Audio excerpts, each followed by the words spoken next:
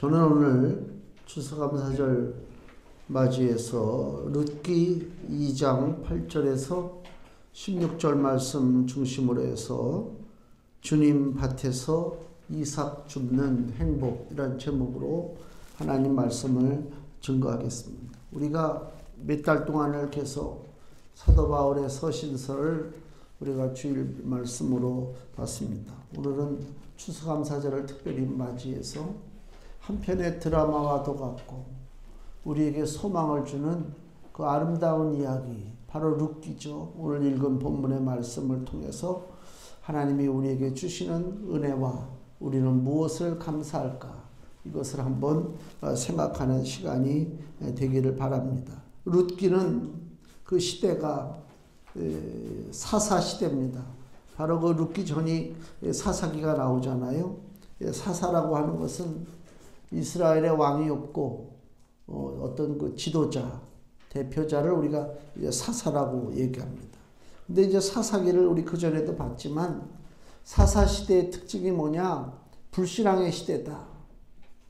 하나님의 은혜 가운데 이스라엘이 애굽에서 벗어나서 가나안 땅으로 들어왔잖아요.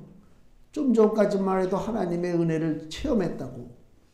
그러면 당연히 하나님이 우리와 함께 하시고 하나님의 은혜가 얼마나 소중한 것인가를 분명히 알 텐데, 인간은 그렇지 않아요. 우리가 그렇잖아요. 등 따시고 배부르면 다 잊어버려요.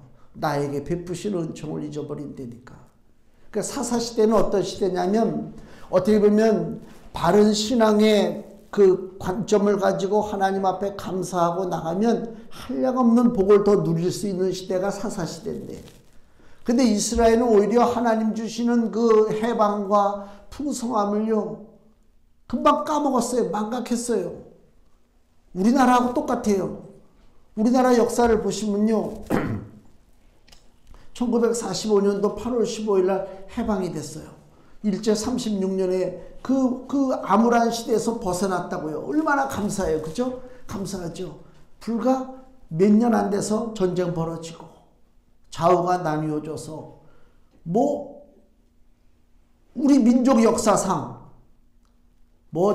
고구려, 백제, 신라, 고려, 조선 시대까지 쭉 겪어봤을 때 수많은 전쟁이 벌어졌는데 다 이방 민족하고 싸웠잖아요. 중국하고도 싸우고 몽고하고도 싸우고 거란족하고도 싸우고 여진족하고도 싸우고 외놈들하고도 싸우고 다 싸웠어요.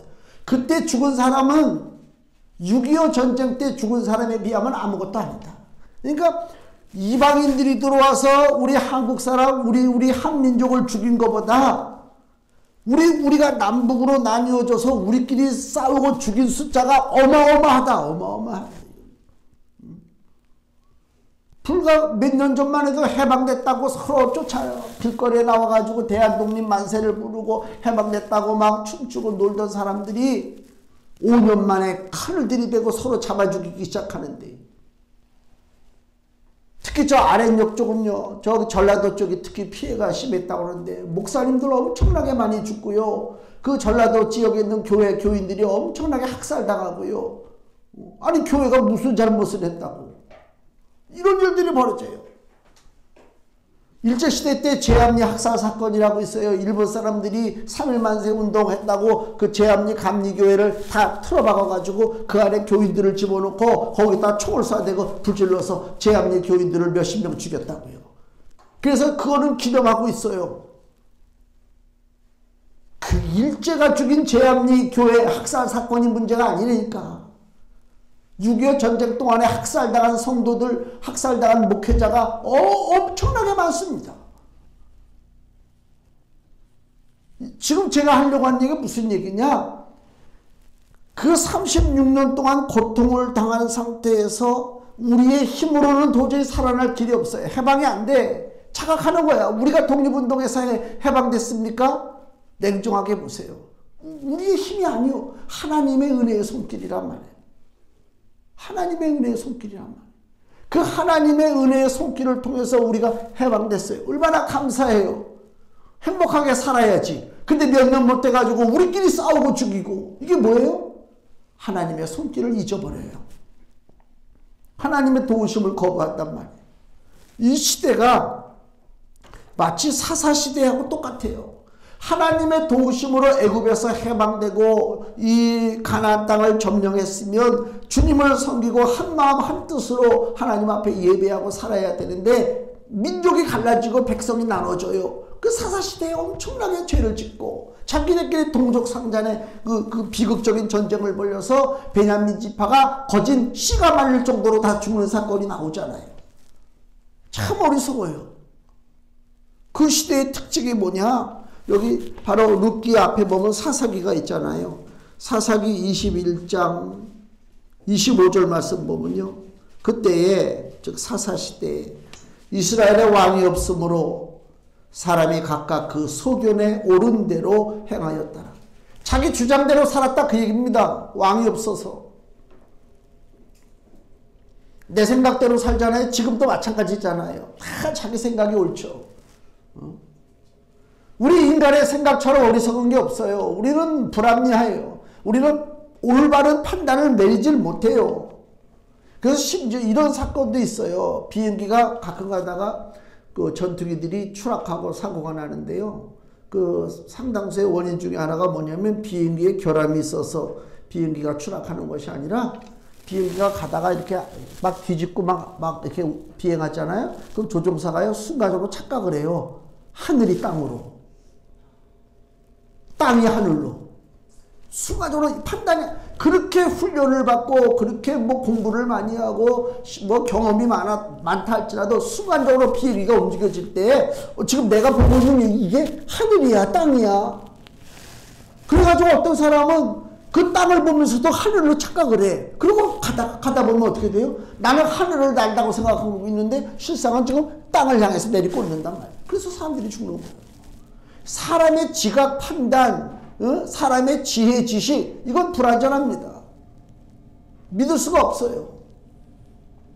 가끔 가다가 놀이공원에 옛날에 청룡열차라고 그랬는데 지금은 뭐라 그러나 막 타는 거 있잖아. 막 올라갔다가 하나 둘 셋 하면 쫙 내려가고. 아이고, 우리도 옛날에 지금은 이제 그거 탔다가 큰일 나요. 그거 탔다가 며칠 알지. 예전에는 아주 재밌어서 척척척 올라갔다가 탁 보면 그냥 샥. 그래서 사람들이 그거를 왜 타요? 아무 문제가 없을 줄 알고 타는 거야. 설마 거기 올라갔다가 샥 할 때 나만 저로 휙 날아가나? 야, 생각하면 끔찍할 일이지. 근데 가끔 가다 보면요, 이게 척척척척 올라가고 내려가다 탁 멈출 때가 있대. 그러면서 거꾸로 매달려 있는 거야. 대롱대롱. 진짜 이거는 돈을 많이 내야 돼. 그런 익사이트한 경험을 언제 할 수 있냐 말이야. 그렇잖아요. 사람들이 이걸 왜 타? 뭔가 좀 짜릿한 경험을 하려고 타는데, 아니, 이렇게 가다가 나를 거꾸로 매달아 놓고 있으니 이거보다 짜릿한 경험이 어딨어. 야, 너무 좋지. 그거 항의하면 안 돼. 다 그 재미로 타려고 한 건데. 완전한 게 없어요. 사람이 하는 거는. 완전. 그래서 비행기 탈 때 서로 얘기는 안 하지만, 세상 말로 재수 없을까봐 얘기는 안 하지. 항상 뭔가 불안기가 있단 말이에요. 그리고 그게 언제 표출이 돼요? 나중에 저쪽 공항에서 착륙할 때 자기도 모르게 이런 사람도 있고, 자기도 모르게 늘 그 불안감이 있어. 믿지 못하는 거지. 그래요, 맞습니다. 믿을 수가 없어요. 믿을 수가 없어요. 세상이 완전치가 못합니다. 근데 내 소견에 옳은 대로 삽니까? 내 생각대로 삽니까? 아니요. 나는 내 생각을 믿지 못하겠어요. 나는 내 판단을 믿지 못하겠어요. 그래서 하나님의 도우심을 구하는 것입니다. 이게 중요한 거예요. 내가 내 맘대로 뭐 결정하고 움직이고 쉽지 막 착착착착 일이 되는 것 같지. 근데 그게 아니란 말이에요. 시간이 좀 걸릴지라도 하나님 앞에 기도하고 맡기고 주의 이끄심을 바라보는 그 지혜로운 삶이 우리에게 필요합니다. 그러니까 자기 주장, 자기 소견 이것만 내세우는 시대가 사사시대였는데 지금 똑같아요. 지금도 말세라고 하는 그 시대가 있잖아요. 여기 디모데후서 4장을 보세요. 디모데후서 4장 3절에서 4절 말씀 보면요. 신약성경 346페이지 디모데후서 4장 3절 4절 때가 이르리니, 때가 이른다는 얘기 뭐예요? 말세가 온다는 거예요. 말세. 때가 이르리니 사람이 바른 교훈을 받지 아니하며 귀가 가려워서 자기의 사욕을 쫓을 스승을 많이 두고 또 그 귀를 진리에서 돌이켜 허탄한 이야기를 쫓으리라. 말세가 오는데요. 그 말세의 특징이 뭐냐? 사람이 바른 교훈, 하나님의 진리의 말씀, 예수 그리스도가 우리의 왕이 되신다고 하는 그 복음의 말씀을 받지 아니하고 귀가 가려워요. 그래서 무슨 얘기예요? 듣기 좋은 소리만 들어요. 나를 육신적으로 만족시키는 소리만 들어요. 그렇잖아요. 텔레비전에서 무슨 사람들 나와가지고 인생 강의하잖아요. 다 인생 다 살아본 것처럼 어린 반푼도 없는 소리하고 앉아있는 거지. 무슨 인생을 살아봐. 누가 누구에게 충고를 줘. 자기 앞가림도 못하는데. 예? 어저께 패티김이 나와가지고 미국에서 공연하는 거를 봤는데 마지막에 부른 노래가 프랭크 시나트라의 마이웨이를 불렀어요. 그 마이웨이 한번 그 영어 가사를 한번 이렇게 해석해 놓은 걸 잘 한번 보세요. 얼마나 뜻이 정원가. 많은 그 역경 속에서도 나는 꿋꿋이 내 할 일을 했어. 내 길을 갔어. 그게 마이웨이예요. 근데 이 패티김이 중간에 부르다가 못 부르더라고. 감동이 막, 나도 감동이 오더라고. 지금도 그러네. 예? 그 어디에서 감동이 오는지 아세요? 그건 마지막에, 인생 마지막에 부르는 노래예요. 그냥 노래방 가가지고, 야, 신난다. 한번 내 노래 실력을 한번 좀 뽐내봐야 되겠다. 그렇게 부르는 노래가 아니라, 내가 살 만큼 살고, 뒤를 돌아다보고, 마지막에, 내 인생이 이랬구나. 그리고 부르는 노래가 마이웨이야. 그건 복음성가가 아니지 물론 당연히. 그래서 마지막 가사가 뭔지 아세요? 첫째 들어갈 때 가사가 I face the final curtain이야. 내가 지금 마지막 커튼이 내려지는 걸 지금 보고 있어. 인생의 무대가 커튼이 촥 열리잖아요. 응애하고 태어났단 말이에요. 응? 그래서 백일잔치하고 돌잔치하고 이 커튼이 열린 거야. 근데 어느새 살다 보니까 어떻다고요? 커튼이, 파이널 커튼, 마지막 커튼이 지금 싹 내려오고 있다니까. 내 무대가 끝나는 거야, 이제. 내 무대가 끝나야 다른 사람 무대가 열릴 거 아닙니까? 내 무대 안 끝낸다고 거기서 발버둥칩니까? 그 어리석은 거예요. 그 인생 그렇게 사는 건 안 돼. 내 인생의 마지막 무대 커튼이 싹 닫혀요. 그거예요. 시작이 그 노래가 그래요. 그럼 마지막에 뭔지 아세요? 모든 그 과정, 험난한 과정을 살아왔어요. 뒤돌아보니까 그게 뭐라고요? It was my way. 이것이 나의 길이었다. 과거란 말이에요. 지금 내 길이 아니야. 내가 걸어온 길이 돌아보니까 과거야. 내 길이었네. 그 얘기는 뭐예요? 더 이상 나는 이제 길을 가는 거 아니야. 나는 멈춰서 정리해야 돼. 그 정도 생각이 들어야 될 거 아닙니까? 내 고집을 가지고 내 짧은 지식을 가지고 무슨 철학적 생각을 가지고 누구를 가르친다고 그러고 텔레비전에 나가서 강의를 하고 아이고 너나 잘하세요. 난 그 얘기 늘 하고 싶어요. 진짜 그래요. 우리 집 텔레비가 튼튼하니까 그렇지 내가 지나다니면서 사람들 많이 치고 다녀요. 텔레비전 보다가 수틀리면 내가 친다니까 습관이 돼가지고. 속지 마세요. 사람에게서 무슨 교훈을 받으려고 하지 마세요. 때가 이르니 사람들이요 바른 교훈을 받지 아니해요. 세상 교훈은 받아들여요. 근데 바른 교훈이 뭐예요? 하나님의 진리의 말씀 이건 받아들이지 않는단 말이에요. 자기 소견에 옳은 대로만 산단 말이에요. 허탄한 이야기를 쫓아가서 산단 말입니다. 그 이스라엘이 사사시대에 이렇게 살았기 때문에 그 삶이 어떻다고요? 황폐합니다. 하나님을 떠나고 자기 생각과 자기 고집대로 사는 삶은 황폐할 수밖에 없어요. 열매가 없어요. 기근이 와요. 그래서 우리 룻을 보면 그 배경이 어떻다고요? 유대 베들레헴에 살던 엘리멜렉이라고 하는 그 남자가 자기 유대 땅에 가뭄이 들었어요. 먹고 살 것이 없어요. 그래서 자기 식구들을 데리고 어디로 가요? 모압 땅으로 이민 가는 거예요. 그러니까 우리나라에 기근 들어서 지금 외국으로 이민 가는 거랑 똑같은데 그걸 쉽게 생각하면 안 돼요. 그 엘리멜렉 가족들이 살고 있는 유대 땅 베들레헴이야말로 하나님의 축복의 땅이요. 은혜의 땅이요. 근데 잠시 잠깐 고난이 오고 가뭄이 와요. 기근이 생겨요. 하나님이 우리를 돌봐주지 않아서 내가 바로 서지 못해서. 그러면 고난이 오고 기근이 왔을 때 어떻게 해야 살아야 되느냐? 그럼 이민 가야 되겠구나. 그게 아니라 내가 하나님 앞에 바로 서면 된다 그 얘기요. 바로 서면 된다. 근데 바로 쓸 생각을 안 하고 그냥 이민 가버려. 모압으로다가. 그럼 거기서 잘 돼? 어림없는 소리지. 10년 안에 그 집안 남자들이 다 죽었어요. 그래서 시어머니 하나와 며느리 둘만 남았어요. 며느리 둘은 모압 여자의 이방 여자들. 이스라엘 사람들이 아니에요. 먹고 살 길이 없어요. 과부 셋이서. 지금처럼 알바하는 것도 아니고 나라에서 무슨 그거 일하는 거 그런 일자리도 없을 때잖아요. 3명의 과부가 살 길이 없으니까 시어머니 과부가 며느리 과부한테 뭐라고 그래요? 야, 너희들은 알아서 그냥 돌아가서 친정에 가서 살아라. 나는 내 고향 유대 베들레헴으로 돌아가야 되겠다. 그랬단 말이에요. 그래서 며느리 하나는 그냥 모압 땅 자기 친정으로 돌아가고, 루시라고 하는 여자만 여기 1장 룻기 1장 15절 16절 루시 그 시어머니를 붙잡고 이렇게 얘기하죠. 나오미가 또 가로되 보라 네 동서는 그 백성과 그 신에게로 돌아가나니 너도 동서를 따라 돌아가라. 모압으로 가라 그 얘기죠.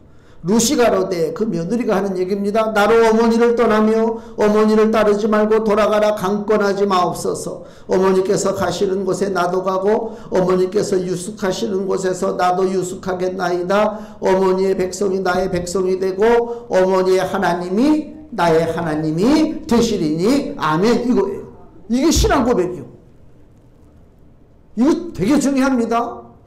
우리가 예배 시간에 사도신경으로 다 신앙 고백하는 것도 중요하지만 더 중요한 것은 내가 개인적으로 세상에 살면서 내 주변 사람들에게 내 신앙을 어떻게 고백하느냐. 고백해 본 적이 있어요? 내 믿음에 대해서?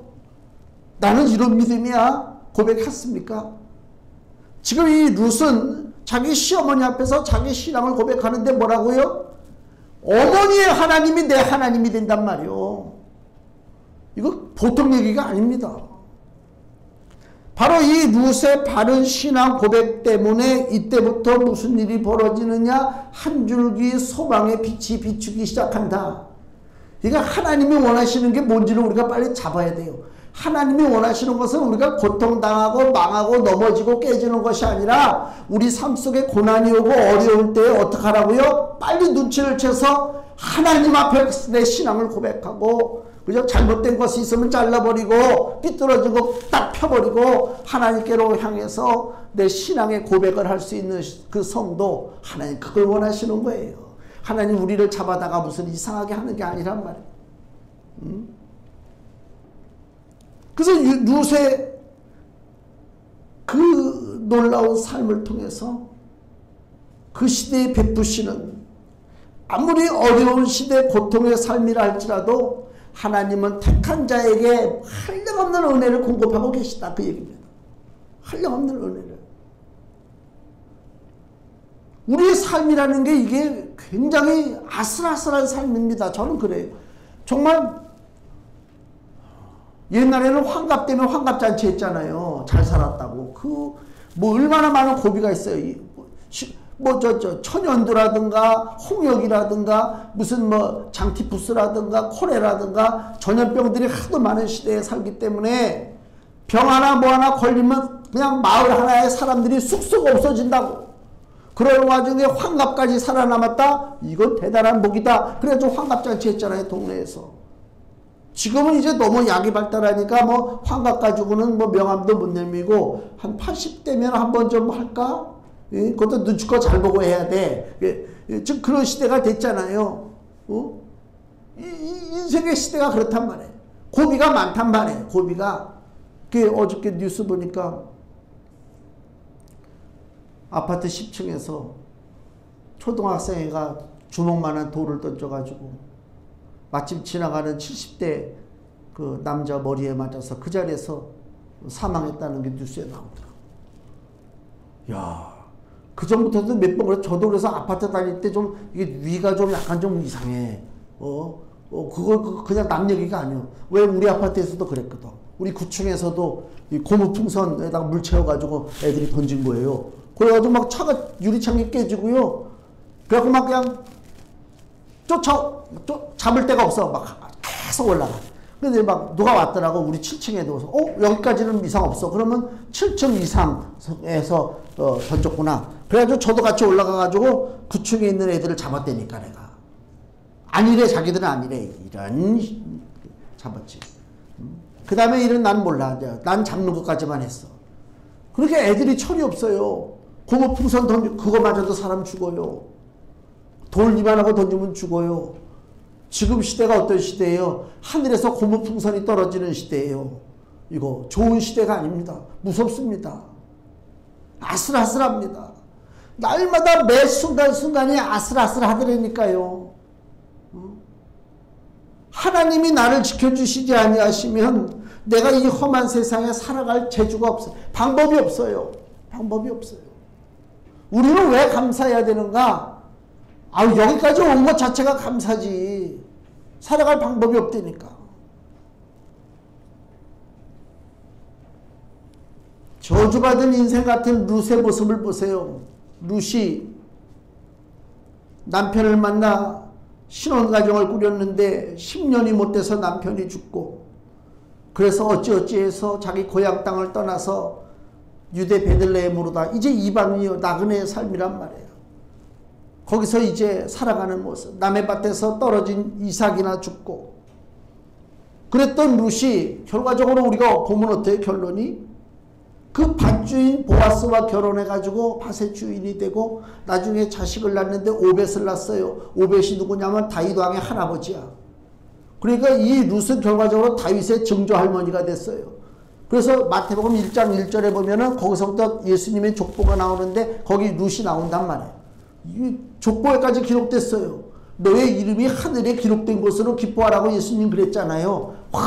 제자들이 막 귀신 쫓고 와가지고 주여 우리가 주의 이름으로 그냥 귀신들을 쫓아냈습니다. 그냥 뱀과 원수를 다 그냥 무찔러버리고 밟아버리고 승리했습니다. 그럴 때 예수님 뭐라고 그래? 누가복음 10장 20절에 너희들이 마귀를 이긴 것이 중요한 게 아니라 너의 이름이 하늘에 기록된 것이 그것이 축복할 일이다 그랬잖아요. 하늘에 이름이 기록된 것이 너무 정말 감사하다니까요. 근데 룻은 하늘의 이름이 그냥 기록된 정도가 아니라 그 하늘의 왕 예수 그리스도의 육신의 혈통의 족보에 올라갔다. 이거 대단한 것입니다.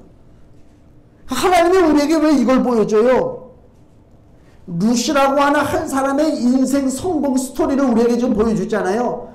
남편이 죽고 망하고 먹고 살 것이 없어서 남의 밭에서 이삭이나 주워 먹던 여자가 팔자가 바뀌고 운명이 바뀌고 하나님의 은혜가 그 안에 충만히 임해져서 그저 다윗의 증조 할머니가 되고 놀라운 축복의 사람이 되었다. 이게 바로 룻이라고 하는 사람의 인생 스토리인데 왜 하나님이 그걸 보여줘요? 우리가 그 사람이다. 그래 우리가 룻이라니까.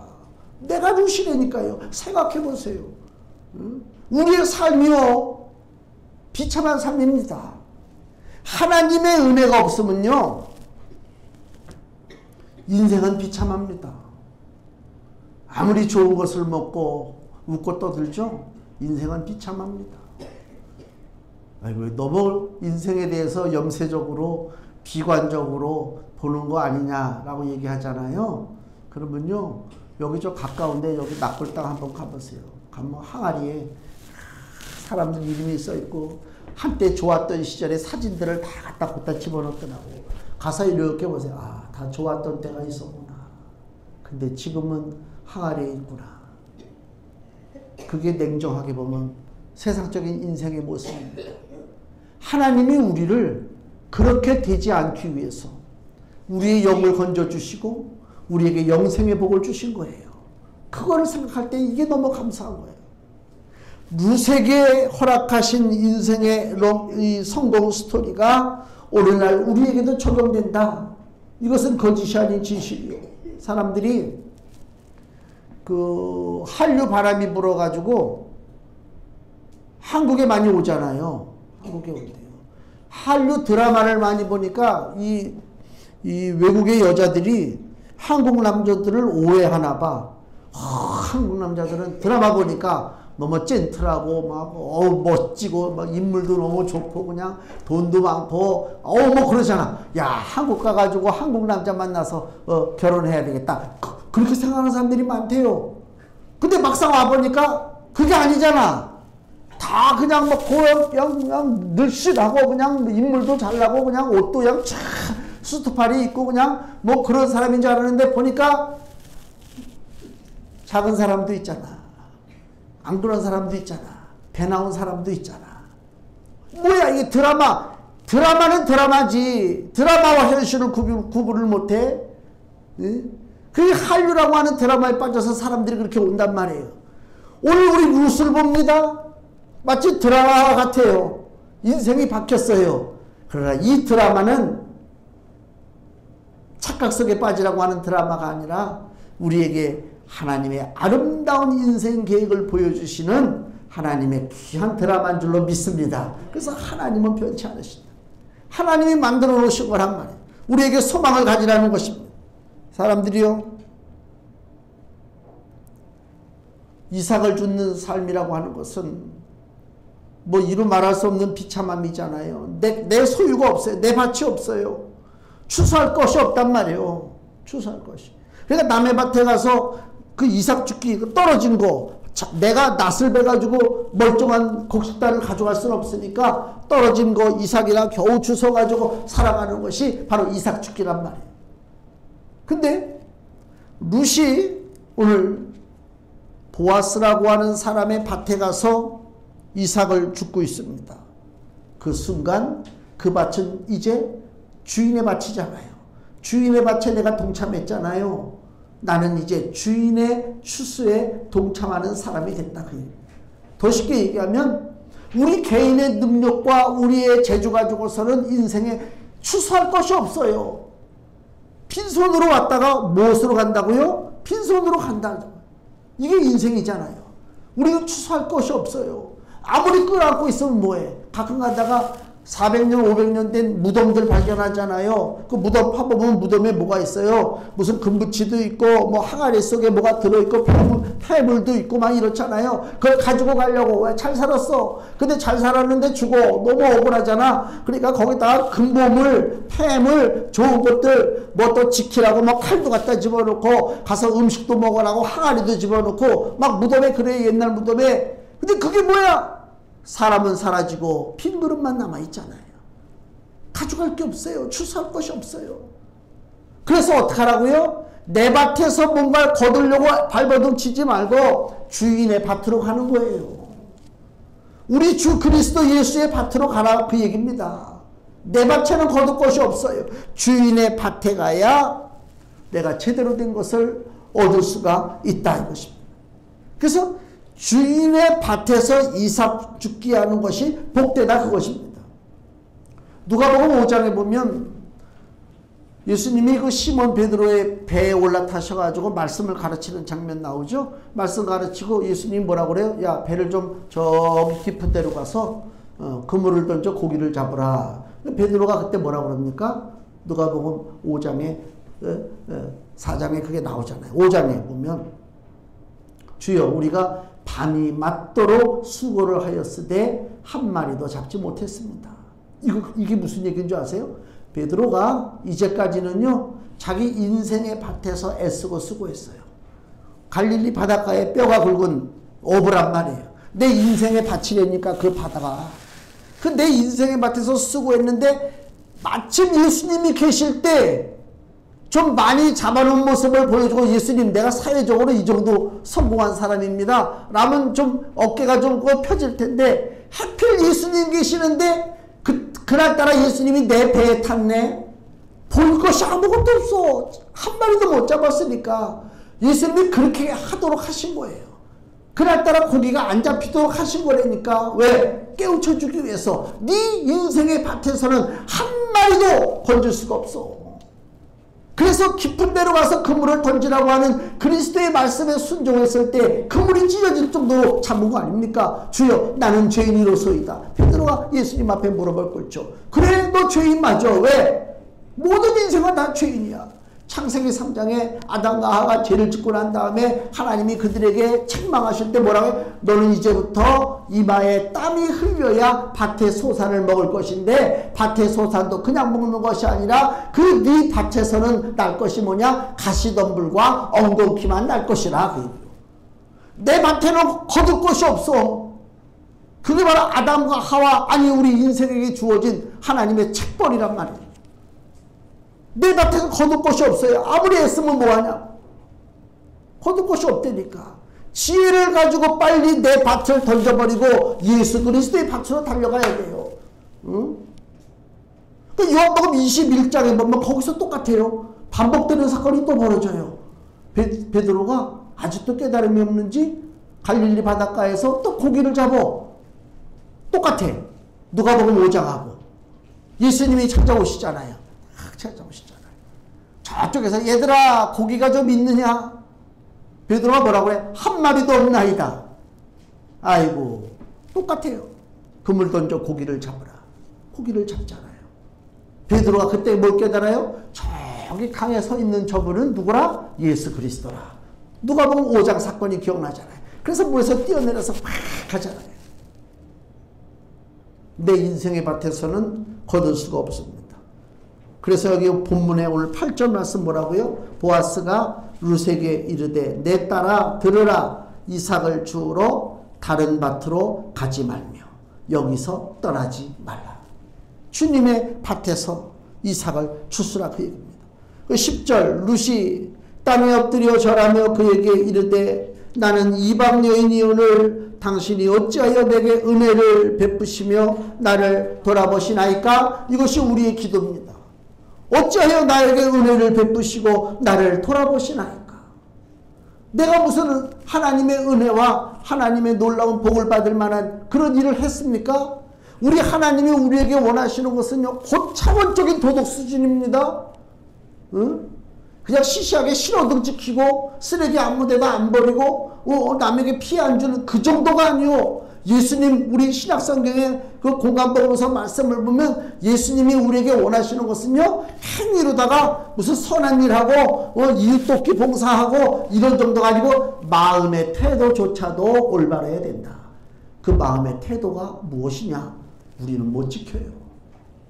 속에서 순간순간 별의별 생각이 다 들고 죄악된 생각이 다 들고 막 그러잖아요. 얼마든지 우리는 상대방을 속일 수 있어요. 그렇잖아요. 속에서는 막 저 사람을 막 경멸하고 우습게 보고 막 그래도 겉으로는 친절하고 그러죠. 얼마든지 속일 수 있다니까. 근데 주님은요 알고 계셔요. 그 마음을. 거짓된 마음, 이중적인 마음, 위선적인 마음 다 알고 계시다. 그런 하나님의 놀라운 높은 도덕적인 기준을 우리가 어찌 맞출 수가 있습니까? 우리는 은혜 받을 자격이 없어요. 은혜 받을 자격이 없기 때문에 그래서 하나님의 은혜가 더 귀한 것입니다. 구약성경 보시면요 미가서 6장을 보세요. 구약성경 1296페이지 보면요 미가서 6장 6절에서 8절입니다. 구약성경 1296페이지 미가의 이 찬양을 한번 보세요. 미가서 6장 6절에서 8절 내가 무엇을 가지고 여호와 앞에 나아가며 높으신 하나님께 경배할까? 내가 번제물 1년 된 송아지를 가지고 그 앞에 나아갈까? 여호와께 천천의 수양이나 만만의 강수 같은 기름을 기뻐하실까? 내 허물을 위하여 내 마다들을 내 영혼의 죄를 인하여 내 몸에 열매를 드릴까? 아무 소용없다는 거예요. 하나님 앞에 뭘 천하만물을 가지고 나가도 하나님 앞에 그건 가치가 없어요. 모든 것이 다 하나님 것인데. 그래서 8절에 사람아 주께서 선한 것이 무엇임을 내게 보이셨나니 여호와께서 내게 구하시는 것이 뭐 물질 무슨 뭐 열심 내는 충성 그게 아니고 여호와께서 내게 구하시는 것이 오직 공의를 행하며 인자 즉 사람을 사랑하며 겸손히 내 하나님과 함께 행하는 것이 아니냐. 우리 중심을 하나님 보신다 그 얘기입니다. 우리가 이 하나님이 원하시는 이 삶을 무슨 재주로 삽니까? 못 살아요. 산다고 얘기하는 사람들은 다 거짓말장이요. 그건 사기꾼이요. 자기만 은혜 받은 줄 알고 은혜 있는 척하고 거룩한 척하고 100이면 100 다 거짓이라. 이 땅에 거룩이 어디 있고 이 땅에 공의가 어디 있어요? 사람에게서 뭘 봅니까? 사람에게서 공의가 있고 사람에게서 거룩이 있다면 예수님, 하나님의 아들 예수님이 이 땅에 오실 필요가 없어요. 그 가장 거룩한 사람, 가장 공의로운 사람, 가장 멋진 사람, 그 사람이 대신 피 흘리면 되지, 십자가에서. 세상엔 그런 인간이 없어요. 다 부패했단 말이에요. 썩었을 때 완전히 썩어버렸어요. 그래서 하나님의 아들 예수가 이 땅에 오셨단 말입니다. 우리는 은혜 받을 자격이 없어요. 근데 하나님이 우리에게 은혜를 주신다. 지금 그 얘기입니다. 그래서 여기 12절 보세요. 보아스가 하는 얘기입니다. 보아스가 볼 때에 이방 여자 룻이 유대 땅 베들레헴으로 온 행동을 어떻게 보느냐? 여호와께서 12절 내 행한 일을 보응하시기를 원하며 이스라엘의 하나님 여호와께서 그 날개 아래 보호를 받으러 온 내게 온전한 상 주시기를 원하노라. 무슨 얘기냐? 유대 땅 베들레헴으로 찾아온 것이 하나님의 은혜의 날개 아래 피신한 것이라 똑같다. 하나님의 은혜의 날개로 피신한 것입니다. 그 인생이 복됩니다. 우리가 그 인생입니다. 금주의 말씀을 보세요. 요한복음 6장 37절 같이 읽습니다. 아버지께서 내게 주시는 자는 다 내게로 올 것이요 내게 오는 자는 내가 결코 내어쫓지 아니하리라. 아멘. 예수님 하신 말씀이죠. 예수님께로, 예수님의 은혜의 날개로 찾아가는 자는 예수님이 결코 내어쫓지 않는다고 그랬어요. 그게 은혜입니다. 그래서 감사한 거예요. 그리고 결론적으로 15절 16절 룻이 이삭을 주우러 일어날 때 보아스가 자기 소년들에게 명하여 가로되 그로 곡식단 사이에서 죽게 하고 책망하지 말며 또 그를 위하여 줌에서 조금씩 뽑아버려서 그로 죽게 하고 꾸짖지 말라. 원래 이삭 죽는다는 것은 뭐예요? 농사 이렇게 볕단을 자르다가 이렇게 잘못해서 부주의로다가 떨어지잖아요, 메달이. 그럼 그걸 가난한 사람들이 주워가는 거예요. 그 얼마 안 되지. 근데 보아스는 자기 밭에 이삭 주스러 온 룻을 위해서 어떻게 하라고 지금 가르치느냐? 야, 너희들 일부러 흘려. 일부러 많이. 그래서 많이 죽을 수 있게. 더 쉽게 얘기하면 이게 결론의 얘기입니다. 이 땅에 우리 거는 없습니다. 사람들이 뭐 자기가 잘나서 열심히 노력해서 똑똑해서 뭐 부를 이루고 성공했다고 그러잖아요. 그게 자기 것으로 얼마나 가겠어요. 몇 년 빌려 쓰고 마는 거지. 이 땅에 우리 건 없어요. 우리가 죽는 이삭조차도 내 것이 아니라 누구 것이라고요? 그 밭의 주인 되시는 주 예수 그리스도의 것인 줄로 믿습니다. 주님이 다 뿌려주시는 거예요. 그래서 감사한 거예요. 내 것이냐? 그걸 가지고 교만 떨 것도 없고 자랑할 것도 없어요. 응? 다 주님이 우리에게 흩어주시는 거란 말이에요. 내 밭에서 이삭을 주서라. 이게 주님의 말씀입니다. 그 은혜가 충만하잖아요. 야, 너무 감사하잖아요. 그것으로 충분합니다. 고린도후서 12장 9절에 사도 바울이 자기 육신의 그 질병으로 예수님 앞에 고쳐달라고 기도할 때에 예수님이 뭐라고 그래요? 3번이나 간절히 기도하는 그 바울에게 예수님 하시는 말씀이 내 은혜가 내게 족하도다. 우리 현실적으로 뭐가 이루어지고 안 이루어지고 그것이 문제가 아니라 예수님이 판단하실 때 내 은혜가 너에게 족하다. 족하다는 얘기 뭐예요? sufficient. 충만하다. 충만하다. 예수님이 우리를 향해서 너는 충만해 라고 얘기하고 있는 거예요. 지금. 우리의 모습을 보세요. 뭐 충만한 게 있습니까? 좀 우리 인간의 욕심은 한도 끝도 없어요. 더 많이 뭔가를 막 소유하고 싶어요. 안전책을 대비하고 싶어요. 그렇잖아요.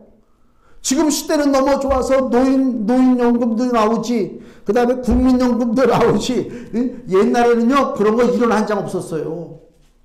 1원 한 장 없었다니까. 얼마나 감사해요. 근데 그렇다고 지금 만족합니까? 안 만족해요, 지금도. 인간은 만족하지 않습니다. 그 만족할 줄을 모르고 늘 부족하다고 여기는 인생들을 향해서 주 예수가 하시는 말씀, 내 은혜가 내게 족하도다. 하나님이 판단하시는 거예요. 족하다는 얘기 뭐예요? 너는 이 땅 살아가는데 전혀 지장 없다. 너는 하나님 나라를 상속받는데 전혀 지장 없다. 내 은혜가 내게 족하도다. 그 약속의 말씀을 붙잡고 올 가을도 하나님 앞에 감사하셔서 더 풍성한 감사의 열매를 많이 맺기를 예수님의 이름으로 축원을 드립니다. 기도하겠습니다.